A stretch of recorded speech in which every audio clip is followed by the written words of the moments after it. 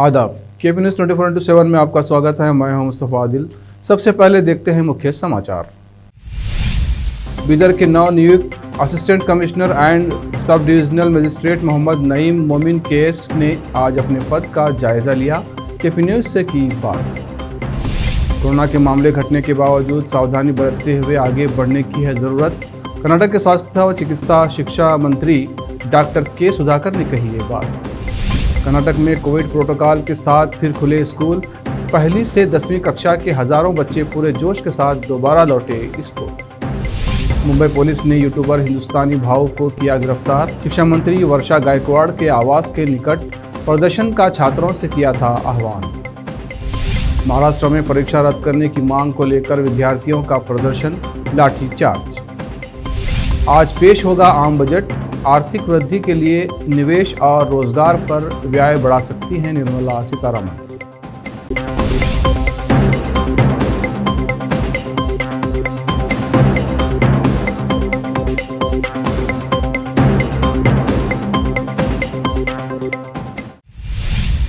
अब समाचार विस्तार से। बीदर के नव नियुक्त assistant commissioner and sub divisional magistrate Mohammed Naeem Momin केस ने आज अपने पद का जायजा लिया। इस अवसर पर केपी न्यूज़ के संवाददाता असलम खान ने 371J के रुके हुए कामों और पानी करेक्शन के अलावा और भी तहसीलदार से जुड़े हुए कामों के लिए लोगों को होने वाली समस्याओं के संबंध में सवाल किया तो कमिश्नर ने यकीन दिलाया कि जो भी काम अब तक रुके हुए थे उन्हें जल्द से जल्द पूरे किए जाएंगे। इस अवसर पर असिस्टेंट कमिश्नर के पद का जायजा लेने पर केपी न्यूज़ के संवाददाता असलम खान और वीडियो एडिटर यासिन अहमद ने उन्हें बधाई दी। मैं मोहम्मद नईम हूँ। मैं इससे पहले अंडर सेक्रेटरी प्रोटोकॉल था विधानसौदा में। 4-5 दिन पहले आके असिस्टेंट कमिश्नर बीदर होकर रिपोर्ट किया हूँ और जितना हो सके फाइल्स को तेज़ी से विलय करना वो एक मेरा टारगेट है और जो भी गौर गरीब हैं उनके फाइल्स जो हैं स्पेशल कंसर्न और केयर लेके अच्छी जिम्मेदारी से काम करने की कोशिश करूँगा। अभी कोविड के टाइम से जो है काम कुछ भी ऑफिशियल रुके हुए थे इसलिए लोग भी काफ़ी परेशान। अब वैक्सीनेशन वगैरह ज़ोर शोर से हो रहा है बीदर में और स्कूल्स वगैरह भी धीरे से शुरू हो रहे हैं। तो रेवेन्यू वर्क जो है शुरू हो जाएगा। इनफैक्ट शुरू किए हैं। अब जो भी पेंडेंसी थी क्लियर हो रही है लास्ट 1 मंथ से। कोशिश करके जल्द से जल्द सब ठीक हो जाएगा। स्वास्थ्य व चिकित्सा शिक्षा मंत्री डॉक्टर के सुधाकर ने कहा कि कोरोना की दोनों लहरों की तुलना में केस फर्टिलिटी दर काफ़ी कम है। ये अच्छे संकेत हैं। फिर भी कोविड से जुड़ी पाबंदियों का सख्ती से पालन करने की ज़रूरत है क्योंकि अमेरिका सहित कुछ देशों की स्थिति फिर से खराब हो रही है। बीते 10 दिनों के दौरान कोविड जनित मौतों की संख्या बढ़ी है, इसलिए सावधानी बरतने की ज़रूरत है। उन्होंने कहा कि बीते 4 दिनों से बेंगलुरु में कोविड के दैनिक मामले घटे हैं। राज्य के नए ज़िलों में भी मामले घटने शुरू हो चुके हैं। मैसूर और धारवाड़ सहित कुछ ज़िलों में कोविड टेस्ट पॉजिटिविटी दर ज़्यादा है। कुछ ज़िलों में ये दर 25 से लेकर 30% तक है, लेकिन तीसरी लहर के दौरान अस्पताल में भर्ती होने वाले मरीजों को संख्या अपेक्षा अनुसार बेहद कम रही है। 5 से 6% मरीजों के भर्ती होने का अनुमान था, लेकिन 2 से 3% को ही भर्ती करने की ज़रूरत पड़ी। कोरोना की तीसरी लहर के दौरान दैनिक मामलों में लगातार कमी के बीच प्रदेश के स्कूल सोमवार को फिर से खुल गए। पहली से 10वीं कक्षा के हज़ारों बच्चे पूरे जोश के साथ दोबारा स्कूल लौटे। सभी स्कूलों ने छात्रों के लिए थर्मल स्क्रीनिंग और सैनिटाइज़र की व्यवस्था की ताकि ये सुनिश्चित किया जा सके कि छात्र कोविड-19 प्रोटोकॉल का सख्ती से पालन करें। ज़्यादातर विद्यार्थियों ने बताया कि स्कूल लौटने से वे खुश हैं। लंबे समय के बाद दोस्तों से मुलाकात हुई। एक निजी स्कूल की प्रिंसिपल ने बताया कि स्कूल खुलने के बावजूद कई अभिभावक बच्चों को स्कूल भेजने से कतरा रहे हैं, इसलिए ऑफलाइन कक्षाओं का विकल्प खुला रखा गया है। किसी को स्कूल आने के लिए मजबूर नहीं किया जाएगा। हालांकि बेहतर होगा कि अभिभावक बच्चों को स्कूल भेजें। बेंगलुरु से आए विचलित करने वाले वीडियो में एक युवक को जानबूझकर एक कुत्ते पर कार चढ़ाते हुए देखा जा सकता है। इस घटना को लेकर लोगों ने आक्रोश जताते हुए कार ड्राइव कर रहे शख्स के खिलाफ सख्त कार्रवाई की मांग की है। 26 जनवरी की इस घटना के 2 दिन बाद साउथ बेंगलुरु के जयनगर स्टेशन में पुलिस ने केस दर्ज किया है। 23 साल के आरोपी आधी को गिरफ्तार किया गया है। आधी शहर के एक प्रमुख व्यवसायी का पोता है। घटना के सीसीटीवी फुटेज को कुछ एनिमल राइट्स कार्यकर्ताओं ने भी सोशल मीडिया पर शेयर किया है। मुंबई पुलिस ने यहां महाराष्ट्र की शिक्षा मंत्री वर्षा गायकवाड़ के आवास के निकट छात्राओं द्वारा किए गए एक विरोध प्रदर्शन के संबंध में यूट्यूबर हिंदुस्तानी भाऊ उर्फ विकास फाटक और एक अन्य व्यक्ति को गिरफ्तार किया है। एक अधिकारी ने मंगलवार को बताया कि 41 वर्षीय यूट्यूबर ने 10वीं और 12वीं कक्षाओं की ऑफलाइन परीक्षाएं रद्द करने की मांग को लेकर धारावी में गायकवाड़ के आवास के पास सोमवार को विरोध प्रदर्शन का आह्वान किया था, जिसके बाद पुलिस ने उन्हें गिरफ्तार किया। पुलिस ने छात्रों के प्रदर्शन में कथित भूमिका को लेकर 25 वर्षीय इकरार खान वखार खान को भी गिरफ्तार किया है। महाराष्ट्र स्कूल शिक्षा मंत्री वर्षा गायकवाड़ के आवास के पास सोमवार को सैकड़ों विद्यार्थियों ने 10वीं 12वीं की ऑफलाइन परीक्षा रद्द करने की मांग को लेकर विरोध प्रदर्शन किया। कोविड महामारी के बीच परीक्षा रद्द करने की मांग कर रहे विद्यार्थियों पर पुलिस को लाठीचार्ज करना पड़ा। धारावी के अशोक मिल नाका में ये विरोध प्रदर्शन किया गया। पुलिस ने बताया कि विद्यार्थी पास स्थित मंत्री के आवास की तरफ बढ़ रहे थे, इसलिए उन्हें रोकने के लिए हल्का लाठीचार्ज करना पड़ा। मुंबई पुलिस ने महिला पत्रकार राणा अय्यूब के सोशल मीडिया अकाउंट पर अश्लील टिप्पणी करने और उन्हें जान से मारने की धमकी देने के आरोप में अज्ञात लोगों के खिलाफ प्राथमिकी दर्ज की है। एक पुलिस अधिकारी ने यह जानकारी दी। अधिकारी ने कहा कि राणा अय्यूब की शिकायत पर पश्चिम क्षेत्र के साइबर पुलिस थाने में रविवार को भारतीय दंड संहिता की धारा 354A सहित विभिन्न धाराओं और सूचना प्रौद्योगिकी अधिनियम के तहत प्राथमिकी दर्ज की गई और आगे की जांच चल रही है। राणा अय्यूब ने भी ट्वीट किया, मुंबई पुलिस ने मेरे खिलाफ फर्जी खबरें फैलाने, ट्वीट से छेड़छाड़ करने और मौत और बलात्कार की धमकी देने वालों के खिलाफ एक प्राथमिकी दर्ज की है। महाराष्ट्र के औरंगाबाद से एक हैरान करने वाला मामला सामने आया है। यहाँ महानगर पालिका का चुनाव लड़ने के लिए एक शख्स ने शहर में पत्नी चाहिए के पोस्टर और बैनर लगवा दिए। शख्स के इस कदम के बाद इस पर राजनीति भी देखने को मिली। हालांकि जब शख्स से पूछा गया कि उसने ऐसे पोस्टर्स क्यों लगाए तो उसने हैरान करने वाला जवाब दिया।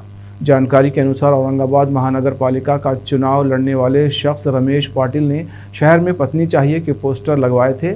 उससे जब पूछा गया कि उसने आखिर ऐसा कदम क्यों उठाया तो उसने बताया कि उसके परिवार में 3 बेटियां और बीवी हैं, लेकिन चुनाव के नियमों के अनुसार उसकी पत्नी भी चुनाव नहीं लड़ सकती क्योंकि हमारे 3 बच्चे हैं।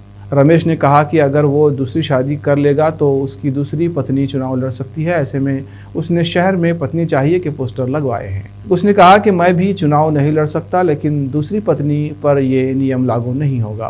मुझे 3 बच्चे हैं, इसलिए मैं इलेक्शन में खड़े नहीं रह सकता, मैं उसमें कायदे में नहीं बैठता, इसलिए मैंने ये आइडिया लगाया कि दूसरी शादी करके बीवी को चुन के लेके आऊँगा करके। मतलब ये है कि समाज सेवा करना है मुझे, बस बीवी चाहिए और कोई कास्ट कोई नहीं, हर जात की चाहिए, लेकिन एक्टिव चाहिए, लोगों के समस्या दूर करने वाली चाहिए, सिर्फ समाज सेवा के लिए। घर घर से उन्होंने उसने अपना कार्य करना, जो साधारण लोगों को पानी, ड्रेनेज व्यवस्था, ये सारी चीज़ का काम करना चाहिए। महानगर पालिका में अधिकारियों को दबाव देकर काम करना चाहिए। इसके किस तरह की कि भाई मेरी बेटी है, विधवा है, उसके लिए आप अच्छे हैं, आप मेरी बेटी को चुन के लेके आइए, क्या लगेगा, हम खर्चा वगैरह उठाएंगे। लेकिन मैंने कहा ये चीज़ नहीं, समाज सेवा के हिसाब से मैं बगैर पैसे दे के चुन के आने की मनसे का कार्यकर्ता था।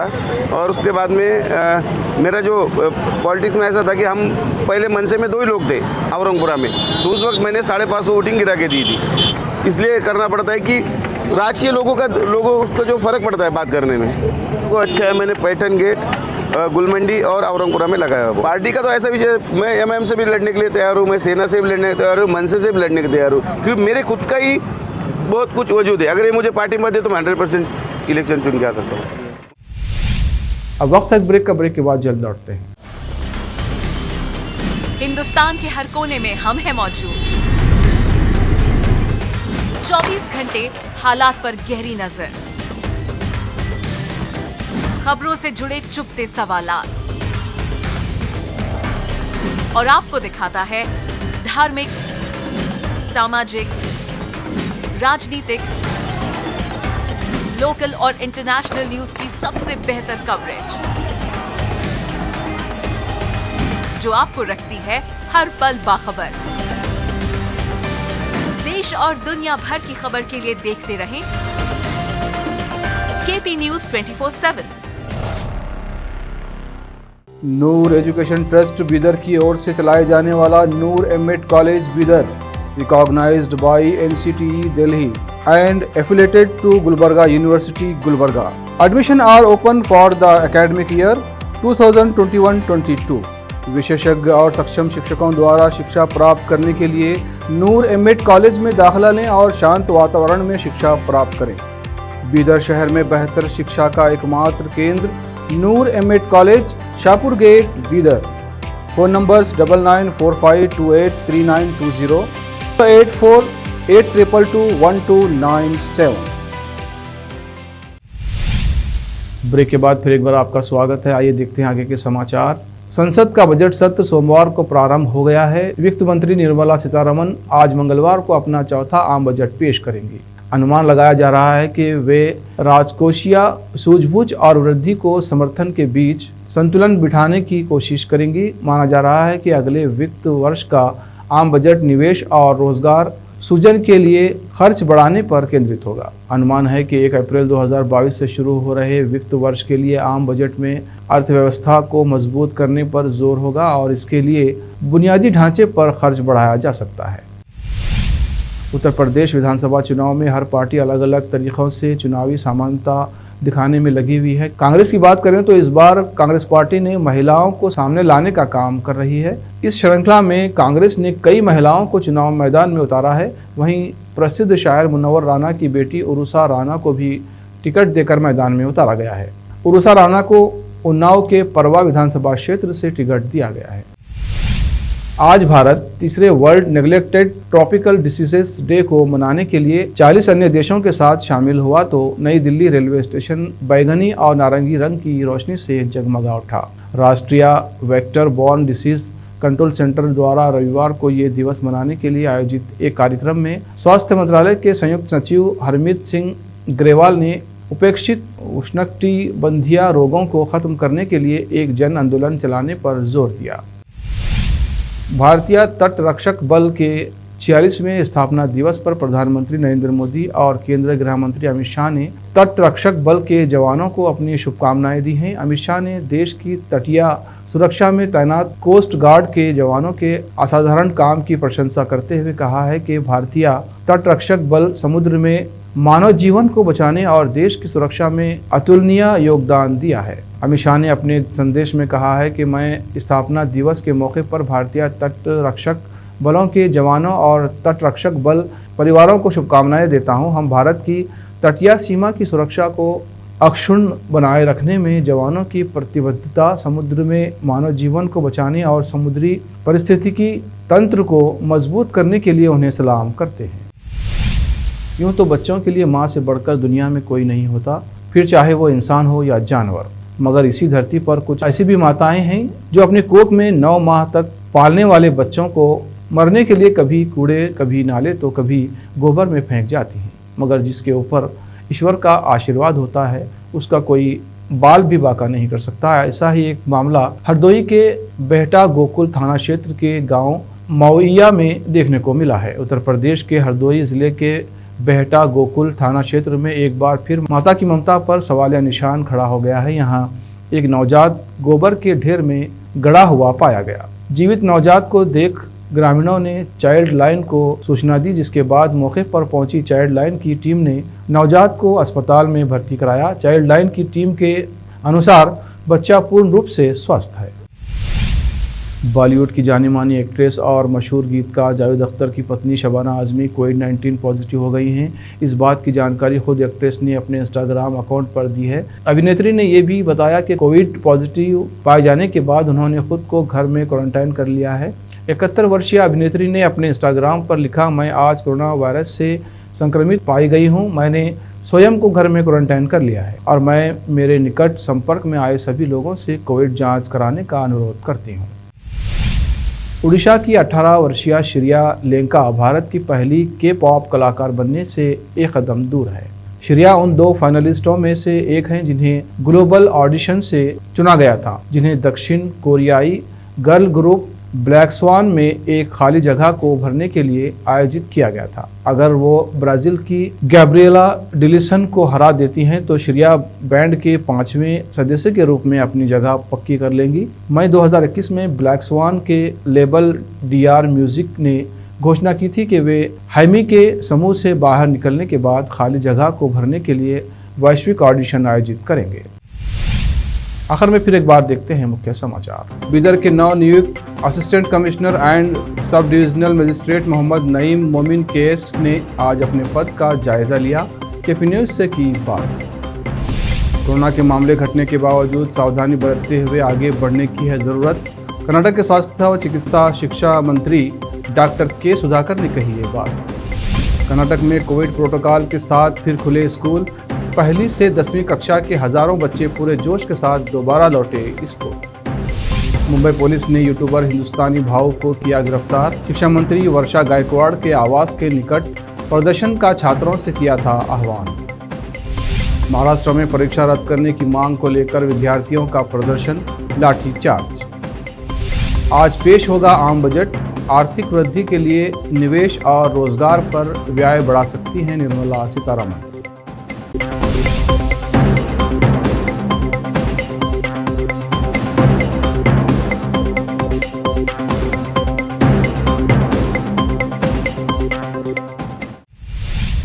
KP न्यूज़ में अब तक के लिए इतना ही। देश प्रदेश के समाचारों के लिए देखते रहिए KP न्यूज़ 24/7। धन्यवाद।